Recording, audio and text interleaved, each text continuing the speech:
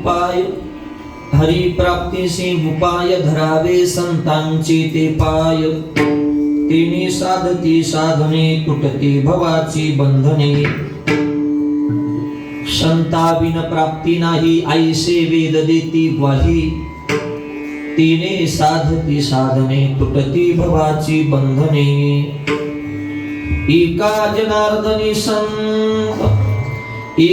जनार्दनी संत पूर्ण करीती मनोरथ तिने साधती साधने तुटती भवाची बंधने पांडुरंगा करू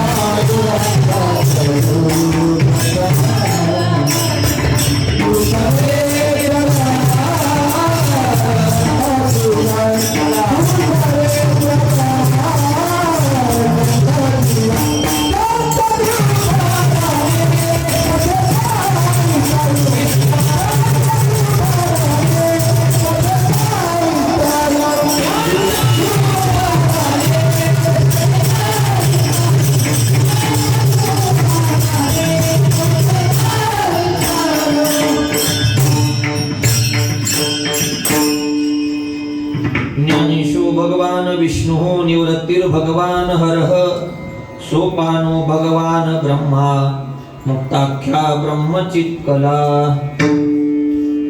नमो सद्गुरु तुकया ज्ञानदीपा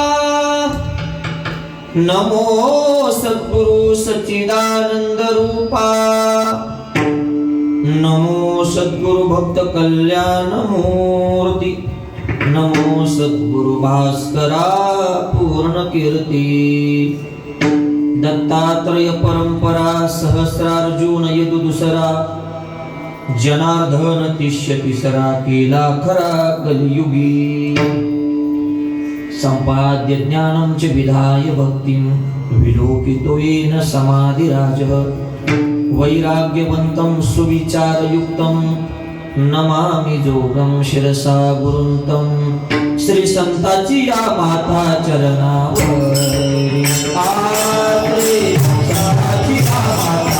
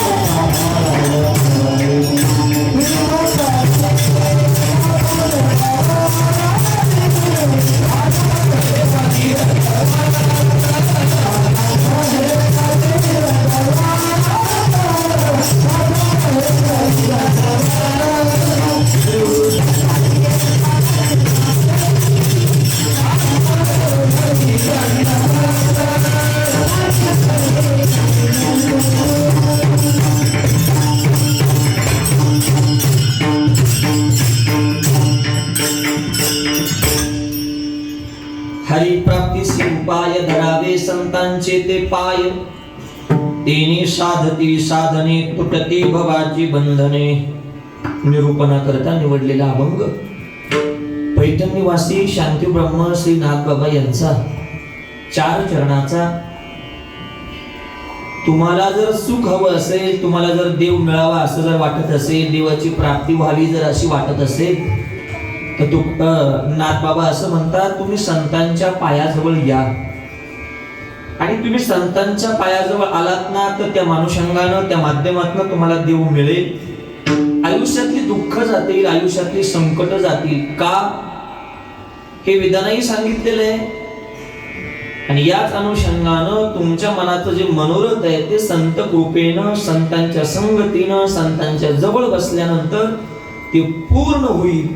अशा प्रकारची भावना, अशा प्रकारचा अनुवाद श्री नाथबाबा या अभंगाच्या माध्यमातून जिवंत माणसासमोर ठेवत आहेत. विठ्ठला विठ्ठला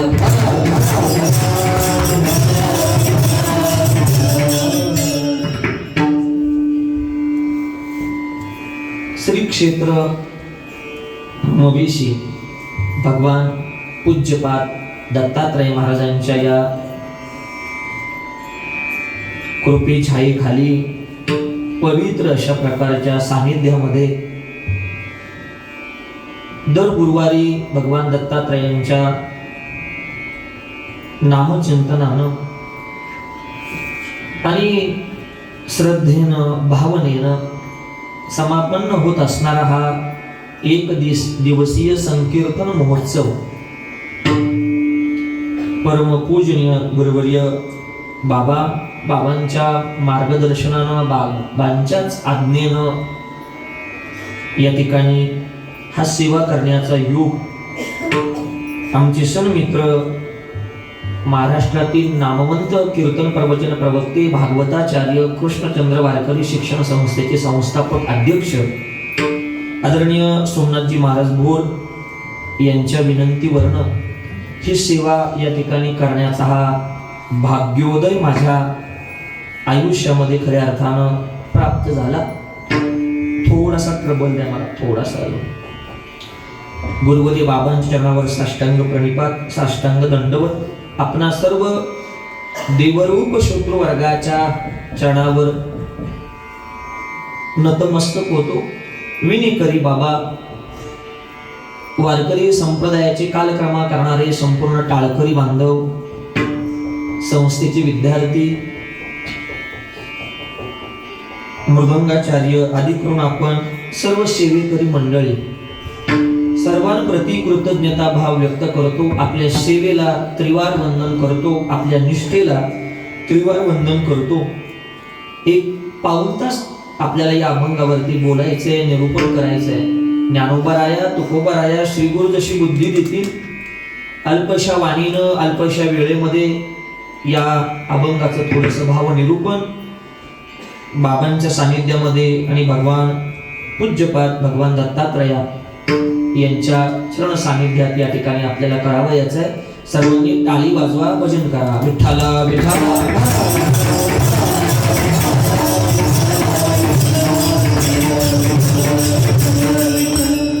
वारकरी संप्रदाय म्हणजे 3 परंपरेचा मिलाप आहे. एका परंपरेला पुढे नेणारा हा वारकरी संप्रदाय नव्हे, तर त्या 3ही परंपरेचा मिलाप वारकरी संप्रदायाच्या माध्यमातून वारकरी संप्रदायामध्ये पाहायला मिळतो. एक परंपरा आहे दत्तात्रय परंपरा, दुसरी परंपरा आहे चैतन्य परंपरा, आणि तिसरी महत्वाची जी परंपरा आहे ती नाथ परंपरा. परंपरेचे जनक जरी वेगवेगळे असले, पण या 3ही परंपरेचा मिलाप म्हणजे माझा वारकरी संप्रदाय आहे. मी सप्रमाण बोलतो. आदिनाथ गुरु सकळ सिद्धांचा मच्छिंद्रतयाचा मुख्य शिष्य नाथ परंपरा ज्ञानोबा यांच्या रूपाने वारकरी संप्रदायामध्ये प्रवाहित झाली. मुख्य महाविष्णू चैतन्याचे मूळ संप्रदाय फळ येथून या, किंवा राघव चैतन्य केशव चैतन्य सांगितले कोण मालिकेची, बाबाची आपुले सांगितले नाम, मंत्र दिला राम कृष्ण हरी. ही चैतन्य परंपरा वारकरी संप्रदायामध्ये जगद्गुरु श्री तुकोबा यांच्या रूपानं प्रवाहित झाली. आणि मी नमनामध्ये प्रकर्षानं जो भाव उच्चारला, दत्तात्रय परंपरा सहस्रार्जुन यदु दुसरा, जनार्दन शिष्य तिसरा, केला खरा कलियुगी. दत्त परंपरा नाथरायांच्या रूपानं वारकरी संप्रदायामध्ये प्रवाहित झाली. आणि म्हणून सर्व परंपरेचा मिलाप म्हणजे वारकरी संप्रदाय आहे. जेवढी भगवान दत्तात्रयावरती निष्ठा आहे वारकरी संतांची, तेवढीच भगवान शिवजीवरती आहे. भगवान शिवजींवरती निष्ठा आहे तेवढीच भगवान विष्णूवरती आहे. वारकरी संप्रदायामध्ये मतभेद कुठे पाहायला मिळत नाही. आणि एक सांगू का, जिथं मतभेद नसतो तिथं कमी जास्तपणा नसतो. तीच परंपरा, तोच पंथ चंद्र सूर्य आहे तोपर्यंत टिकतो. हे वाक्य चुकीचं आहे. जोपर्यंत हा पंथ असतो, या परंपरेने जे प्रवाहित असतात तोपर्यंत चंद्र सूर्य असतात. ही महत्वाची भूमिका आहे. किती कळतंय आपल्याला, पहा मी काय बोलतोय. आणि या विचारधारेनं माझा वारकरी संप्रदाय किंवा या परंपरा प्रवाहित आहे. परंपरा प्रत्येकाच्या वेगवेगळ्या जरी असल्या, पण तत्वानं, विचारानं, अधिष्ठानानं सर्व संत एकाच प्रवाहानं प्रवाहित आहे. एकाच विचारानं खऱ्या अर्थानं त्या अधिष्ठानावर स्थित आहे. आणि तेवढीच एकमेकांबद्दल निष्ठा आहे. मार्गदर्शन करतात जीवाला, जिवंत माणसाला. तसं जर पाहिलं तर हे संत वाङ्मय हे जिवंत माणसाकरताच आहे. पण जिवंत माणसाला अजून त्याचं काही नॉलेज, काय टेक्निक वगैरे काही असं वाटत नाही. लोक वर्तमानपत्र वाचतात, लोक नको तिथं मोबाईल मध्ये आपला टाइम वेस्ट करतात. असं मुलांनाही वाटत नाही, असं मुलींनाही वाटत नाही, असं माणसांनाही वाटत नाही, असं महिलांनाही वाटत नाही की आज वेळ आहे आपल्याकडं तर ज्ञानेश्वरी पाहावी, 5 ओव्या वाचाव्या, तुकोबरायांचा एक अभंग वाचावा. कोकणामध्ये एक गाव आहे आणि ते भगवान दत्तात्रयांचं मंदिर आहे तिथे. आणि भगवान दत्तात्रयांच्या मंदिरासमोर एक ज्ञानेश्वरी ठेवलेली आहे. अशी श्रद्धा आहे ज्ञानेश्वरीवरती त्या कोकणस्थ लोकांची. भगवान दत्तात्रयाच्या मंदिरामध्ये जायचं, भगवान प्रभूचं दर्शन घ्यायचं आणि मनामध्ये काय आकांक्षा असेल, अपेक्षा असेल, ती ज्ञानेश्वरीचं ते पान काढायचं. त्या समस्येचं निराकरण त्या ज्ञानेश्वरीचं ते पान ती ओवी करते. मागच्या महिन्यामध्ये आम्ही त्या ठिकाणी गेलो होतो. ही श्रद्धा आहे ज्ञानेश्वर. एक सांगू तुम्हाला, आमचा संत वाङ्मय परंपरा हे कधी जीवाला भौतिक गोष्टी काही देत नाही बरं. पण जर श्रद्धा असेल तर तुकोबराय म्हणतात, तुमच्या मनासारखं, तुमच्या मनामध्ये जी इच्छा आहे, जी कल्पना आहे, तुमची जशी भावना असेल, यादृशी भावना यस्य फलं भवति तादृशी, तसं तुम्हाला फळ मिळेल. तुकोबराय म्हणतात संतांजवळ गेलं पाहिजे. त्यांच्याकडे दुकान आहे, घातला दुकान देती आलिया सिदान, संत उदार उदार भरले अनंत भंडार. संतांकडे हे फार मोठं भंडार भरलेलं आहे. का सांगू, संतांच्या जवळ जी विहीर आहे ना, ती विहीर कधी रिकामी होत नाही. का होत नाही माहितीये? कारण संतांनी जी विहीर खोदली नाही, समुद्राजवळ खोदलेली आहे. भगवान परमात्मा रूपी समुद्राजवळ संत रूपी बोधाची विहीर असल्यामुळं तिथं ज्ञानाला काही कमी नाही. तुका म्हणे पोते देवे भरिले नोहे रीते. संतांजवळचं जे असतं ना, संतांना काही जीव देत नाही. बोलू एक वाक्य, जीवाजवळ एवढं नाहीये की ते संताला देतील, आणि संतांजवळ इतकं कमी नाही की त्यांनी जीवाकडनं काहीतरी मागावं, अशी भूमिका आहे. पण जीवाचा उद्धार कशामध्ये आहे? जीवाचं कल्याण कशामध्ये? कल्याण भिवंडी नाही बरं, कल्याण म्हणजे उद्धार. कल्याण म्हणजे उद्धार. तर तो तुकोबरायांची भूमिका आहे, संतांजवळच आहे. तुम्हाला जे लागेल ते मिळेल. कृपादान केले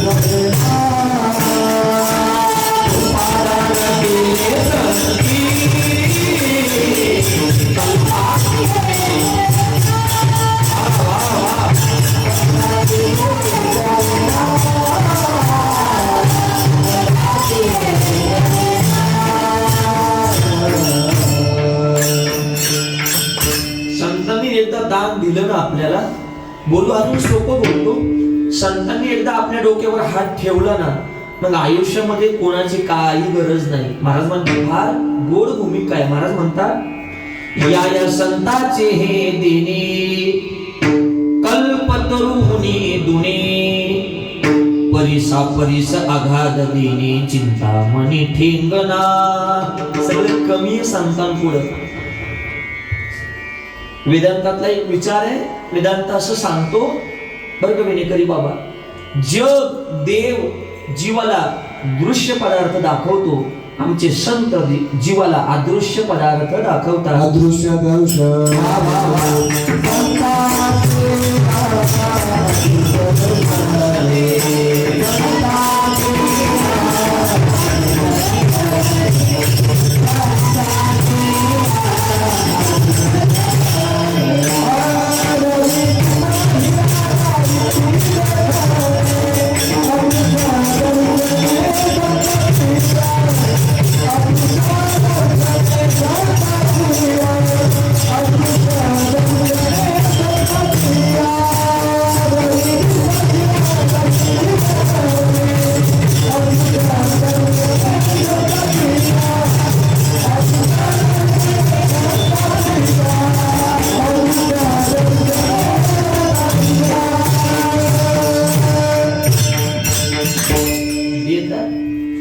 भूमिका लवकर कळत नाही. परमार्थातल्या भूमिका जीवनात लागली जर कळाल्या तर मग काय मग बोलायचं.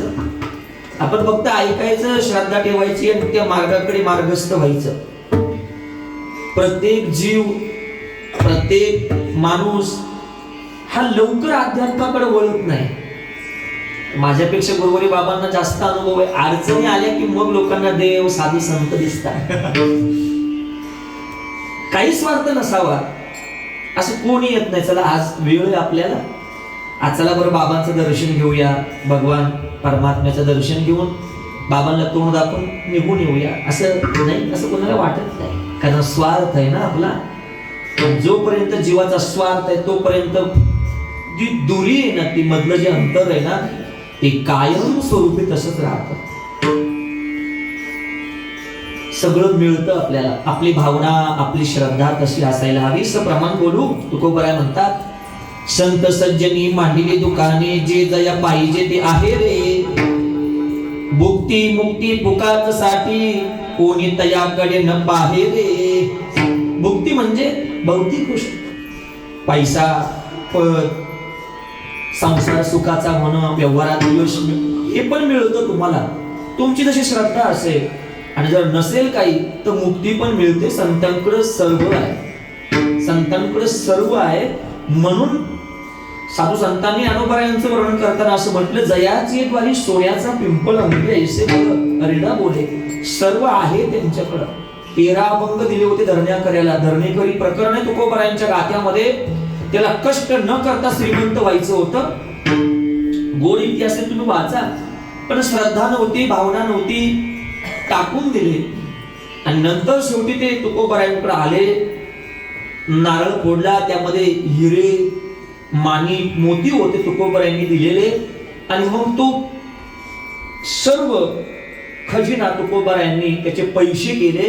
आणि त्या पैशामध्ये ज्ञानोबरायांचं आतलं जे मंदिर आहे मनोबरायांच्या समाधीचं, ते तुकोबरायांनी बांधलं. गेला आळंदीला कधी मंदिरात उजव्या बाजूला लिहिलंय, कुठल्या गॅझेट मध्ये त्याचं सगळं वर्णन आहे, माहिती आहे.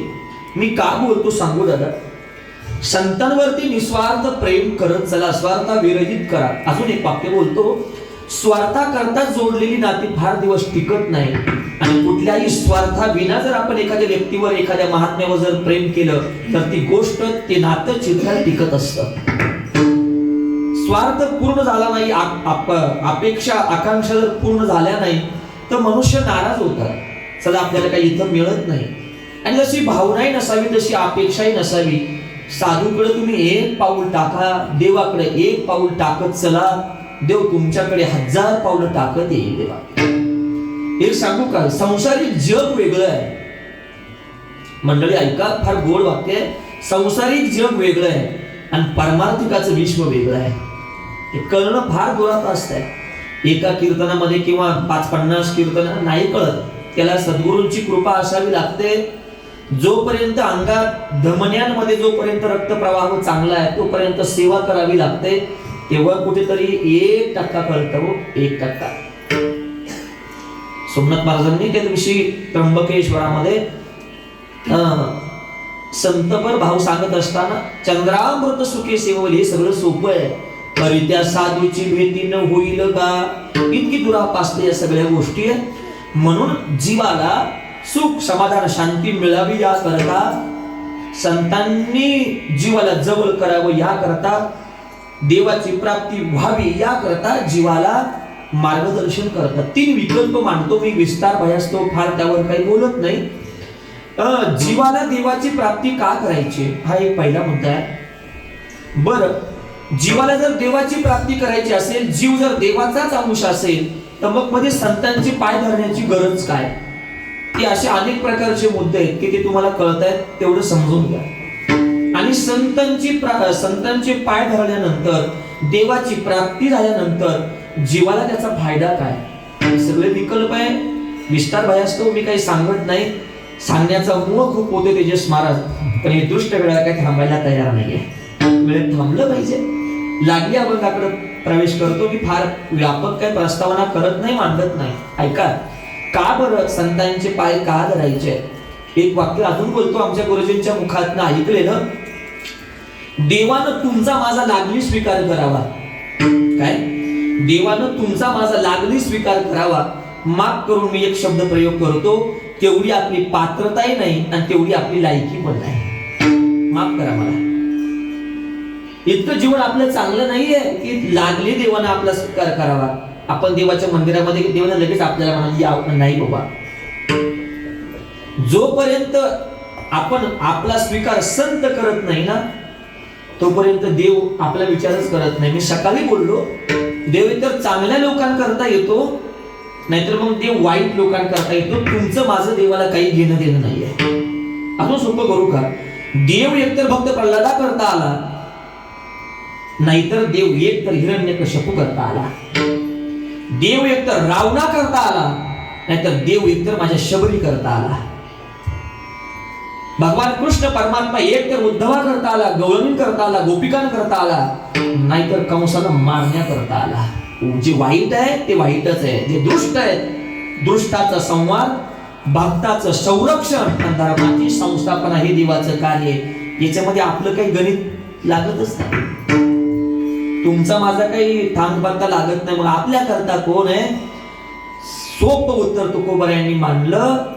उद्धरया जन जड जीवा, जड दीन अनाथ, तुम्ही मी आपण सगळे. आपल्याला वाटतं की आपली मेजॉरिटी भरपूर आहे.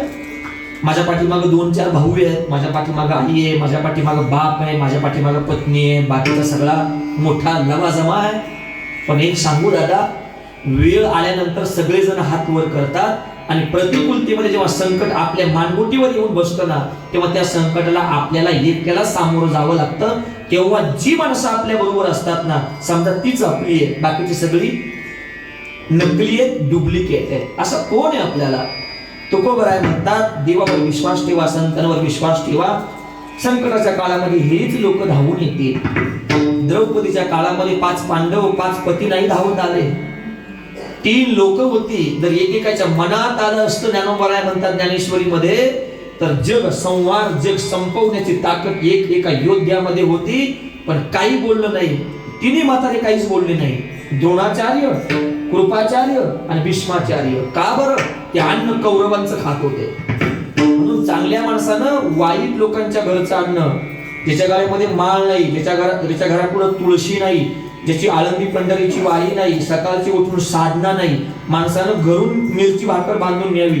पण या लोकांच्या घरी कधी जेवण करू नये. तुकोबराय म्हणतात, सज्जना संगती करावा उपवास, दुर्जनाचा गोड घास खाऊ नये. ही तुकोबरायांची तुकोक्ती आहे, तुकोबरायांची भावना आहे. आणि तुकोबरायाच्या प्रमाणावरती आम्हा सारख्या साधकांचा प्राणापेक्षा जास्त विश्वास आहे. तुकोबराय पुढे म्हणतात, बैसता व्यभिचार्यापाशी तैसीच होय बुद्धी, दिक्कताची नाली मन धावे. बैसता चोरापाशी तैसीच होय बुद्धी, दिक्कताची चिंदी मन धावे. मी का बोलतो, मी का सांगतो, हे सगळं सांगायचा भाव इतकाच का आहे, तर या अनुषंगानं ही सगळी आपल्या मानवी जीवनाची भूमिका आहे दादा. लागणी स्वीकार करत नाही वो देव. मग जर देव स्वीकार करत नाही, मग काय करावं लागेल? तर आपल्याला संतांच्या हाताला पकडावं लागेल. आणि पकडल्यानंतर पाणी पंढरीनाथ ललाट्या,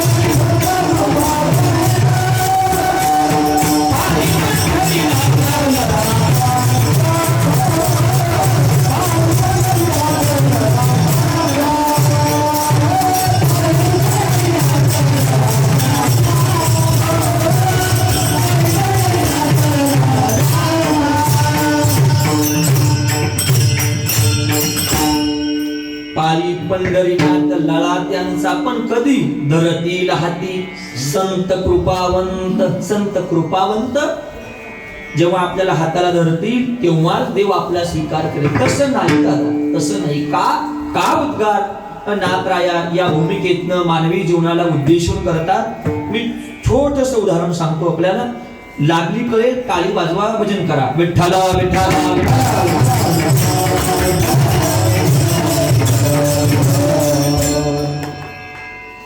थंडीचे दिवस होते. थंडीच्या दिवसामध्ये कॉलेज असेल, हायस्कूल असेल, शाळा असतील, सहज मुलं जातात. तुमच्याकडे जातात ना का नाही? जातात. आणि मग एक मध्यमवर्गीय कुटुंब होतं. सहलीला जायचं होतं लेकराला, मुलाला. घरी आले, पूर्वीचा काळ. घरी आला आणि वडिलांना म्हणू लागलो, दादा आमच्या शाळेमधली सहल आहे. म्हणून मी जुन्या काळातलं बोलतो. जुन्या काळामध्ये काही पप्पा मम्मी नव्हती. दादा, भाऊ, नाना, काका, नाही का, आप्पा, अशी वडिलांना उद्देशून मुलं नावं घेऊ. म्हणजे घरातली मोठी माणसं जसे म्हणत असतील तशी मागची मंडळी नावानं हाक मारायची. आणि भाऊ म्हणतो वडिलांना, आईला आक्का म्हणतो. सोमनाथ महाराज आईला बाई म्हणतात, वडिलांना दादा म्हणतात. अशी तसं दादा मला सहलीला जायचं आहे, मला 2000 रुपये लागतात, मला सहलीला जायचे. बाप थोडा कडक होता स्वभावाचा. हे चल हो बाजूला, बावळट आहेस का, मूर्ख आहेस का? दुधाचं पेमेंट झालेलं नाहीये, शेतामध्ये कुठल्या मालाला बाजार नाहीये, आणि तुला लगेच सहली करता 2000 रुपये द्यायचे. ते माझ्याकडे काही नाहीये, मी देणार नाही. चल शेतामध्ये काहीतरी कामाला चल माझ्या बरोबर. आज सुट्टी आहे ना? हो, मग चल माझ्या बरोबर कामाला. तुम्ही जरा पुढे, मी मागून आलो. आई भाकरी तापत होती. भाकरी जुना काळ, काठवटीमध्ये भाकरी तापायची. आई भाकरी करत होती चुली समोर, तेजस महाराज. आणि ते मुलगा आई जवळ गेला. आई दादाला सांग, काही मला सहलीला जायला काही पैसे देत नाही. जागे आहात ना तुम्ही? झोपले? सांग बरं, पैसे काही देत नाही दादा. रडायला लागला. 5वी 6वीचं लेकरू रडायला लागलं. आई म्हणते, काळजी करू नको, थांब, यांना रानामध्ये जाऊ दे, त्यांना शेतामध्ये जाऊ दे, मी पैसे देते. पोरगा म्हणतो, आई कुठल्या बेसवर बोलते, आई कुठल्या काही समजत नाही. याचा अर्थ आईकडे नक्की असते. तुझ्याकडे पैसे काय? माझ्याकडे काही पैसे नाही बाबा. बर, आई म्हणते ना, मग आईच्या वचनावर विश्वास ठेवूया, देईल मी तुला पैसे, काही अडचण नाही. बापाला जाऊन दिलं. आणि बापाचा कोट घरामध्ये खुंटीला अडकून ठेवला होता. म्हणून पूर्वीचा काळ मी बोललो, पूर्वीच्या काळामध्ये लोक कोट घालायचे. जुनी म्हातारी माणसं अजूनही घालतात. बाप बाहेर निघून गेला, बापाचा कोट खुंटीला अडकवला होता. आईच्या भाकरी करून झाल्या. आईनं हात धुतले, उठली आणि खुंटीला जो कोट अडकवला होता त्या कोटात 2000 रुपये काढले. 1000 रुपयाच्या 2 नोटा काढल्या. तेव्हा 1000 रुपयाची नोट आणि लेकराला दिल्या. आता मला तुम्हाला विचारायचं आहे, कोट कोणाचा आहे? माझा नाही बरं. कोट कोणाचा आहे? अहो बोला, तुम्ही नाराज आहे का? चहा वगैरे घ्यायचा का? कॉफी बोलू का? मग काय दादा बोला, तुम्ही जा. तुम्ही नाराज आहे का माझ्यावर? मग बोला, कोट कोणाचा आहे? वडिलांचा. पैसे कोणाला लागतात? आणि कोण देत आहे? आई देते. ऐका, कोट बापाचा, पैसे लागतात लेकराला, मुलाला. बापाच्या कोटामधनं मुलाकडे पैसे येण्याकरता जशी मध्ये आईच्या हाताची गरज आहे ना, तसं देवानं जीवावर कृपा करण्याकरता मध्ये साधू संतांची गरज आहे. नाथ बाबा अभंगाच्या पहिल्या चरणामध्ये सांगतात. हरी प्राप्ती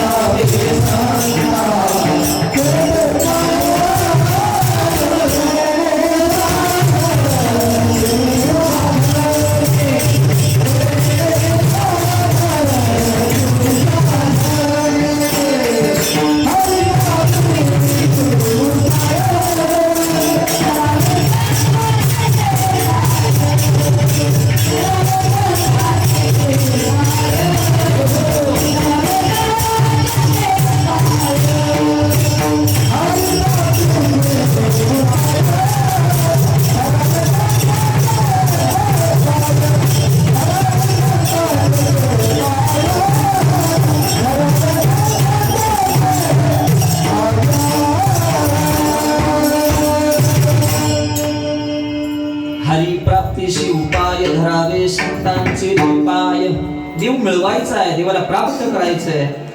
तो प्राप्तच आहे, समजून घ्यायचे, उमजून घ्यायचे, देवाला दर्शन घ्यायचे देवाचं. नाथराय म्हणतात बाबा मग साधू संतांजवळ जा, ते तुम्हाला मार्गदर्शन करतील. धरावे संतांचे ते पाय. नाथ बाबा तुम्ही म्हणता देवाच्या प्राप्ती करता साधू संतांची गरज आहे, संतांचे पाय धरा असं मार्गदर्शन करता, तुम्ही आम्हाला सांगता. पण जर साधू संतांचे पाय जर धरले आम्हाला देव मिळेल आणि त्याचा फायदा आम्हाला काय होईल? अभंगाचं दुसरं चरण. तेने साधती साधावे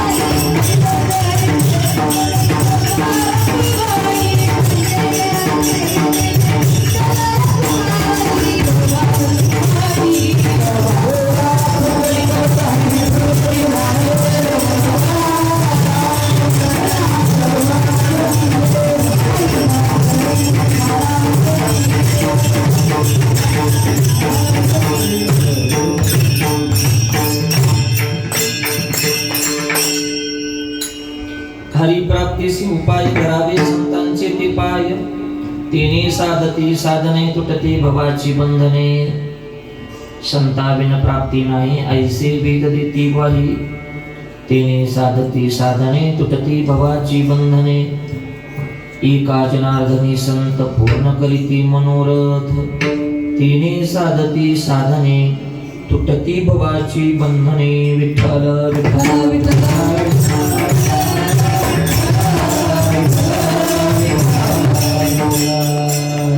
ज्यांनी भजन केलं त्यांना धन्यवाद, ज्यांनी नाही केलं त्यांनी महाप्रसाद घेतल्याशिवाय जाऊ नका. एवढाच वेळ भेटतोय आपल्याला आपल्या संसारात, नाही का? तो जर आपण सत्कर्माला जर लावत नसाल तर आपल्या सारखं कमनशिबी आपणच आहोत.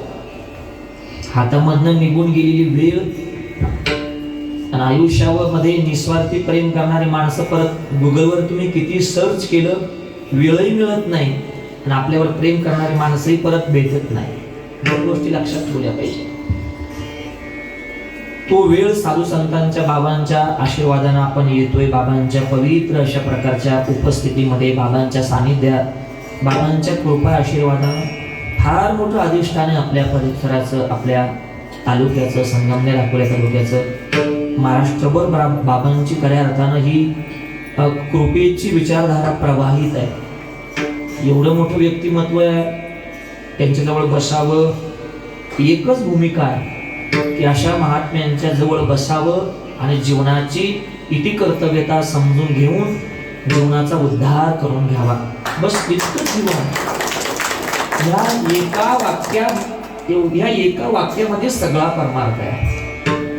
साधू जवळ बसल्यानंतर बाकी गोष्टींची गरज नाही. तितक्या उंचीचं, तेवढ्या साधनेचं आणि त्या साधनेमध्ये स्वतःला गुंतवून घेतलेलं हे व्यक्तिमत्व आहे. कारण आम्ही देवापेक्षा साधूवर, मी तरी वैयक्तिक जास्त प्रेम करणारा माणूस आहे.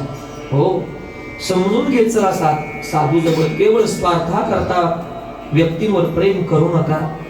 निष्ठा ठेवा, भावना स्वच्छ असावी, हृदयामध्ये अंतःकरणामध्ये स्वच्छ प्रेम असावं, श्रद्धा असावी. दर्शनानं सगळं होतं. बाबांना पाहून ज्ञानोबरायांची एक ओवी आठवली, दर्शने प्रशस्ती पुण्य पुरुषा. असं व्यक्तिमत्व आहे. बोलत नाही आम्ही जास्त, मी तर नाहीच बोलत, पण कधी कधी जरी एखाद्या कीर्तनामध्ये, प्रवचनामध्ये बोलताना लोक आम्हाला शब्द प्रभू म्हणत असतील, भाषा प्रभू म्हणत असतील, पण कधी कधी अशी वेळ येते, अशी कीर्तनामध्ये अशी भूमिका मांडण्यामध्ये आणि बाबांच्या व्यक्तिमत्वावर बोलण्यामध्ये लोक जरी आम्हाला शब्द प्रभू, भाषा प्रभू म्हणत असतील, पण बाबांच्या व्यक्तिमत्वावर बोलण्या इतका माझ्यासारखा शब्द दरिद्री मीच असेल. एवढ्या मोठ्या व्यापकतेच्या जीवनाला माझ्यासारखा एक सर्वसामान्य साधक काय गवसणी घालणार आहे? भाग्य आपल्याला आपल्या जीवनामध्ये गुरुवरी बाबा भेटले. विठ्ठल विठ्ठल विठ्ठल.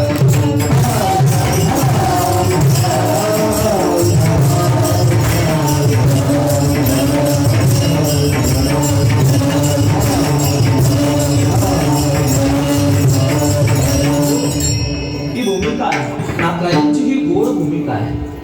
पूर्ण करतात संत, सर्व जीवनाचं सर्व पूर्ण करतात. फार मोठे पुरावे वेदामध्ये, वेदाचा अभ्यास करताना अनेक प्रमाण समोर डोळ्यासमोर आहे, क्लिष्ट आहे. मी मांडत नाही आपल्या समोर, वेळही माझ्याकडे नाहीये. जशी भावना ठेवा संतांवरती, ज्ञानोबरायांवरती, बाबांवरती, तुम्हाला जसं फळ मिळेल. 7-8 वर्षाचा तुम्ही सगळे अँड्रॉइड मोबाईल वापरणारी माणसं माझ्या समोर आहे. लागली सर्च करा. 7-8 वर्षाचा सौम्य आळंदीतला अजान वृक्षाखाली वडील माळा विकण्याचा व्यवसाय करतायत आणि आई साधं काम करते. बाळ पोटामध्ये असताना अजान वृक्षाखाली आईनं 108 पारायण केली. 6-7 वर्षाचा आमचा सोम आहे. आज त्याची ज्ञानेश्वरी पाठ आहे. आपल्यालाही 7-8 वर्षाची लेकरं आहे. आपली लेकरं काय करतात ते मी इथून सांगू नये, तुमची माझी सगळ्यांचीच. मनामध्ये जी इच्छा आहे तुम्ही पूर्ण करा संतान. पण मी एक सांगू का, हे सगळं पूर्ण करण्याकरता अंतःकरणामध्ये कोणाबद्दल ईर्ष्या नसावी, अंतकरणामध्ये कुणाबद्दल द्वेष नसावा, संतांवरती निखळ स्वच्छ प्रेम करावं, देवावर श्रद्धा असावी लागते, तेव्हा मनाचे संकल्प मग हे सिद्धीला जातात, मनाचे संकल्प पूर्ण होतात. होत नाही असं नाही. बरं, जगामध्ये डॉक्टर APJ अब्दुल कलाम असं म्हणतात, जगामध्ये कुठलीच गोष्ट अशक्य नाही दादा. डॉक्टर कलामांचं वाक्य आहे, पण ती गोष्ट शक्य करण्या इतपत मनुष्य जीव प्रयत्न करत नाही, हे त्याचं दुर्दैव आहे. विषकी हारी पडे समुद्री पाय वाट जोडे किंवा ब्रह्म थोकडे केले के 12 वाद्य ज्ञानोबा सगळं म्हणतात. काही करू शकत नाही, पाण्यावर चालता येतं, पण अभ्यासाचे बळे एका गती अंतराळे व्याघ्र सर्प प्रांजळे केले एके. आकाशातनं प्रवास करता येतो. ज्ञानोबाने सांगितलं 750 वर्षापूर्वी की वाग्ब्रह्म विषकी आली पडे किंवा व्याघ्र सर्प प्रांजळी केली की व्याघ्र म्हणजे वाघ सर्प एकत्र करता येतं. चांगदेव महाराजांनी केलं हे सगळं करता येतं, पण तेवढी अंतःकरणाची बैठक आणि अंतःकरणाची ही जी भूमिका आहे ती त्या पद्धतीने असावी लागते. संत सगळं करतात. एक भाव सांगतो, ग्वाल्हेर सरकार मध्य प्रदेश मधलं तिथं एक सरदार काम करत होता आणि त्या व्यक्तिमत्वाचं नाव होतं हैबत बाबा, अमरावतीचे हैबत बाबा. ऐका, गोड इतिहास आहे. मी एवढा एक छानसा इतिहास आपल्यासमोर ठेवतो, मांडतो, तुम्ही लक्षपूर्वक ऐकाल अशी माझी भावना आहे. संत सगळे करतात, फार काही काळ नाही, आत्ताचा हा काळ आहे. आणि सरकारकडं आपलं पत्र दिलं, आता मला निवृत्त व्हायचंय, मला तुम्ही निवृत्तीचा खऱ्या अर्थानं माझा हा अर्ज आपण स्वीकारावा. मला माझ्या मायदेशामध्ये, मला माझ्या महाराष्ट्रामध्ये जायचं आहे. आतापर्यंत या सरदारानं इमान इतबार सेवा केली होती, चाकरी केली होती, नोकरी केली होती आणि त्या बदल्यामध्ये राजा त्याच्या कर्तबदारीवर आणि त्याच्या नोकरीवर, त्याच्या चाकरीवरती राजा खुश होता. प्रामाणिक सेवा केली होती. काही अडचण नाही बाबा, तुझी जर इच्छा असेल तर मला असं वाटतं की तू थांबावं, पण तुझी जर इच्छा नसेल तुम्ही जाऊ शकता. मायदेशामध्ये जायचंय, महाराष्ट्रामध्ये जायचंय, जा बाबा, काही अडचण नाही. सातारा जिल्ह्यातलं आरफळ नावाचं गाव, त्यांचं मूळ गाव आरफळ, आणि काही अडचण नाही, तुम्ही जाऊ शकता. मग भली मोठी संपत्ती दिली, हत्तीवर घोड्यांवर लादून दिली, माणिक मोते हिरे वगैरे हे सगळं दिलं. हा महाराष्ट्राचा सरदार त्या राजवटीमधनं, त्या ग्वाल्हेर सरकारकडनं निवृत्त झाला होता. आताच्या भाषेमध्ये रिटायर झाला होता आणि रिटायर झाल्यानंतर ती पेन्शन मिळते. पूर्वी काय अशी काही पेन्शन, पण ती लागली सगळा लवाजमा त्याच्यामुळे बांधून दिला होता की तुम्ही एवढी सेवा केली ना, त्याचं फळ आहे. राजा खुश झाला आणि एवढी हिरे माणिक मोती सगळं दिलं. सीमेपर्यंत खऱ्या अर्थानं मजल करती सगळी आली. आणि एवढा मोठा हा सरदार, एवढी मोठी ही संपत्ती राजानं याला जर दिली, त्या काळच्या चोरांनी, वाटसरूंनी, लुबाडणाऱ्या टोळीनं पाहिलं आणि हा सरदार जर अडवला, त्याच्याकडनं जर ही गडगंज श्रीमंती जप्त केली, लुबाडली, तर आपल्या 7 पिढ्या बसून खातील एवढी श्रीमंती होती. आणि पूर्वी बळी देण्याची पद्धत होती. आणि एवढा मोठा हा सरदार जर आपल्या देवीच्या पुढे जर कापला तर देवी माय सुद्धा प्रसन्न होईल. अजूनही काही ठिकाणी ते अंधश्रद्धा चालूच आहे. कधी कधी असं वाटतं, माझी अशी भूमिका आहे, अनेक असंख्य जीव आहेत जगामध्ये, आहे की नाही, तुम्ही आहेत, आपण सगळे 84 लक्ष आहे. देवानं प्रत्येकाला जन्माला घातले. माझ्याकडे लक्ष द्या, देवाला जर जन्माला प्रत्येकानं घातलं असेल, प्रत्येकाला जगायचं स्वातंत्र्य, जगायचा अधिकार देवानं जर प्रत्येकाला दिला असेल, तर त्यांना कापून खायचा अधिकार देवानं आपल्याला काही दिला नाही. दिलाय का? आपण हे करतोय हे चुकीचं आहे की बरोबर आहे ते तुम्ही तुमचं ऑब्झर्व करा. अन्यायच आहे ना हा देवा. जर मला माझं जीवन जगायचं, जर मला स्वातंत्र्य असेल, तर समोरच्या ज्या जीवाला आपल्याला कापायचे त्यालाही स्वातंत्र्य आहे ना, त्याला वाटतं ना जगावं, 4-2 दिवस राहावे. तर माणसं अन्याय करतात. चला, तो माझा विषय नाही, पण चुकीचा आहे देवा, चुकीचा आहे. हा सरदार जर कापला तर देवी आई प्रसन्न होईल ही भावना, आणि अडवलं मध्य प्रदेश पासून बरेचसे राजाची सेवक सोडण्याकरता आली होती. नंतर हा एकटा होता बिचारा.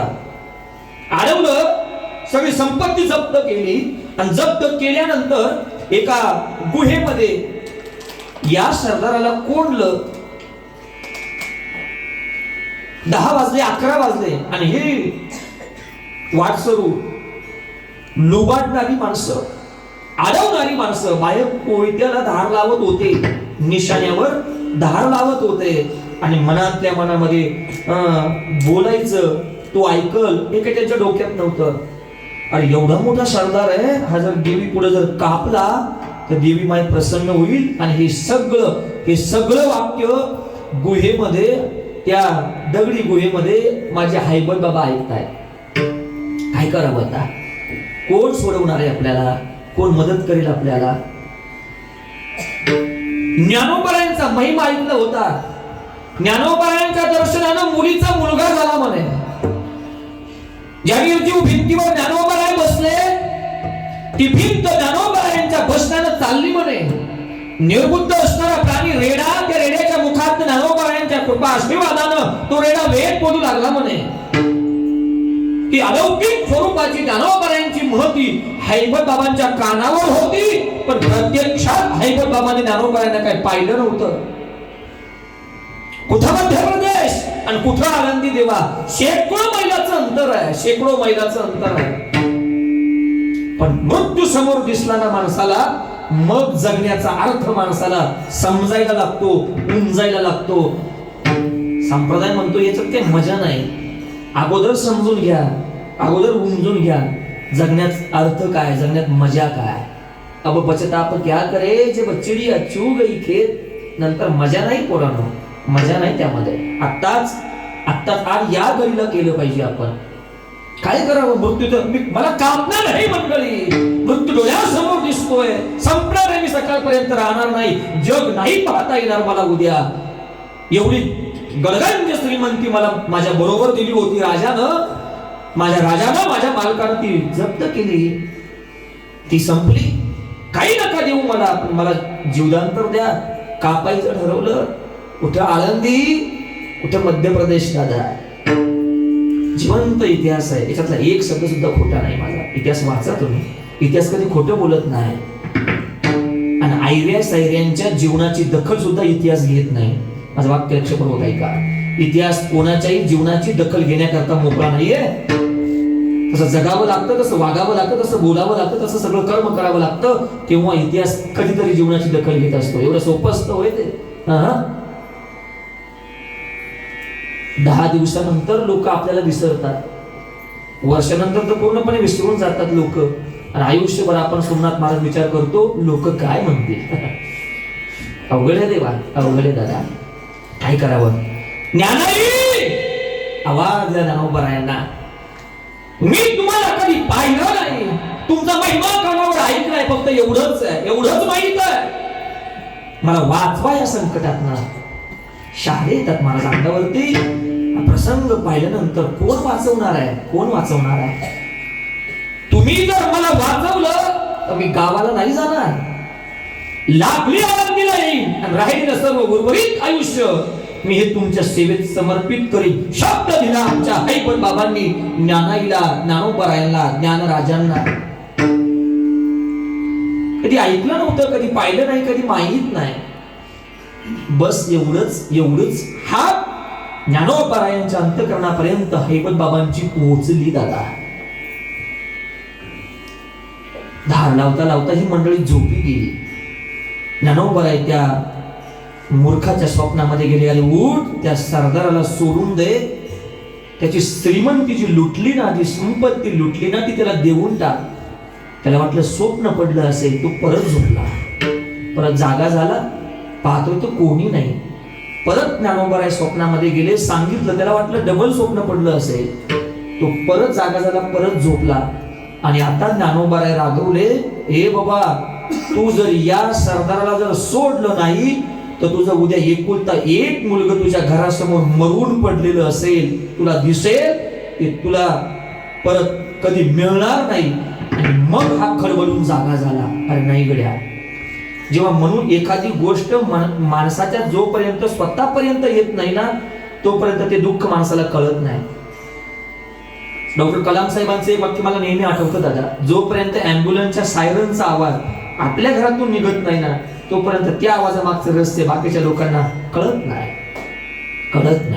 मग जागा झाला, शिळा लावली होती समोर, सोडून दिलं हैबत बाबांना. जेवढी संपत्ती दिली होती ना ती सगळी संपत्ती हैबत बाबांना वाटून दिली, हैबत बाबा जवळ देऊन टाकली.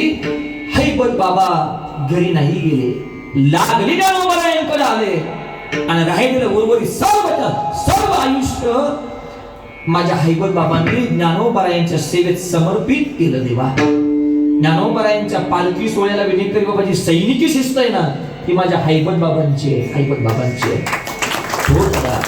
सर्व ज्ञानोबारायांकरता सगळं हे धन खर्च केलं. मी कर्णोपकरणी ऐकले गुरुवरी बाबा आमच्या गुरुजींच्या मुखातनं. हैबत बाबा ज्ञानराजांच्या समाधी समोर जेव्हा भजन करण्याकरता बसायचे तर माझ्या ज्ञानराजांची समाधी साक्षात डोलायची. ही संतांच्या विश्वासावरती ताकद आहे. ठाकराय म्हणतात काय करणार नाही संत तुम्हाला, तुम्ही संतांवर विश्वास ठेवा, संतांच्या वचनावर विश्वास ठेवा, संतांची वचने वारी जन्म दुःख गुरूंवरती प्रचंड निष्ठा ठेवा आणि तुम्ही जे म्हणाल ते संत तुमच्या जीवनातले सर्व मनोरथ पूर्ण करतील. या अभंगाचा समारोप. एका जना मने संत, एका जना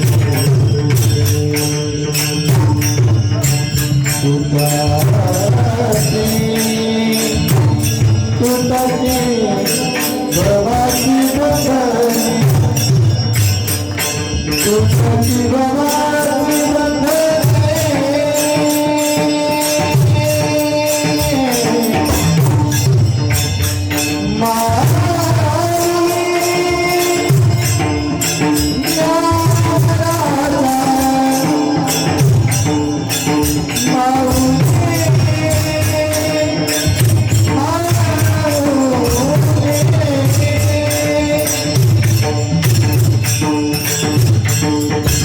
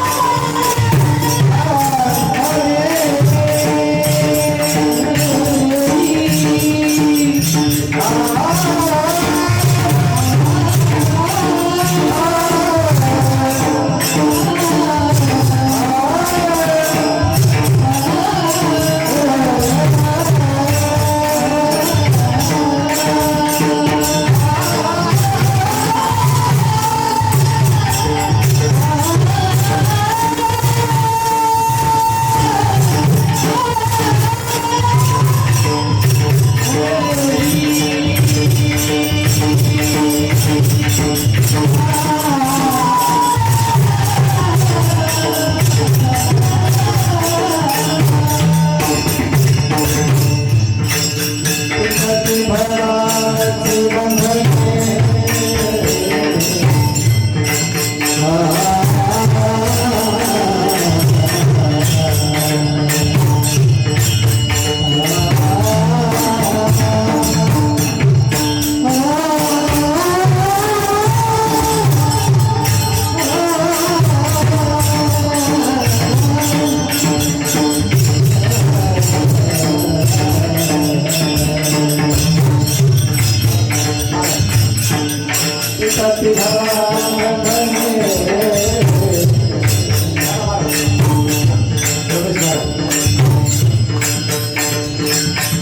तुटती भवाची बंधने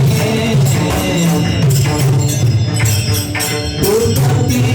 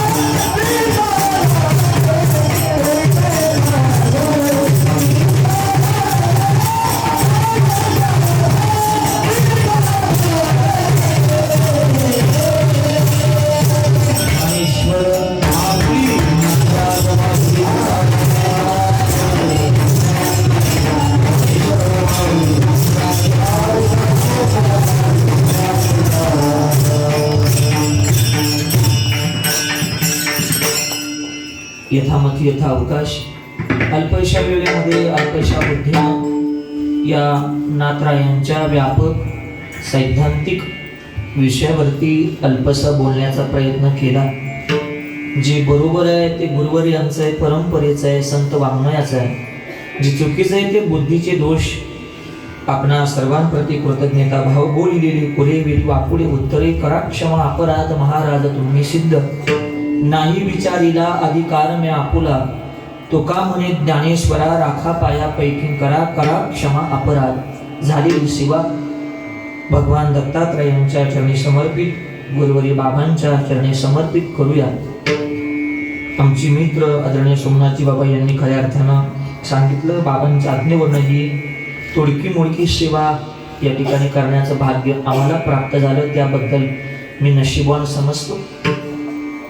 भरपूर आम्ही कीर्तन प्रवचन दररोज चालूच आहे, पण इथं या जागेवर आल्यानंतर एक वेगळं समाधान मिळतं. बोलण्यामध्ये वागण्यामध्ये चालण्यामध्ये वेगळा भाव स्वतःला प्रकर्षानं जाणवतो. शेवटी नामस्मरणाची ताकद साधनेचा प्रभाव भूमिदोष भूमी महात्म्य अन्नदोष अन्न महात्म्य संघदोष संघ महात्म्य ही जी भूमिका आहे किंवा जो काहीतरी जो आहे ना तो याच अनुषंगानं खऱ्या अर्थानं आहे. आणि तो अनुभव इथं बाबांच्या चरण सानिध्यामध्ये आल्यानंतर नेहमी प्रकर्षानं येतो. अशी सद्गुरूंची बाबांची कृपा माझ्या आयुष्यावर राहावी एवढी विज्ञापना भगवान दत्तात्रयांजवळ बाबांच्या चरणाजवळ करतो आणि माझ्या वाणीला पूर्णविराम. तुकाराम तुकाराम तुकाराम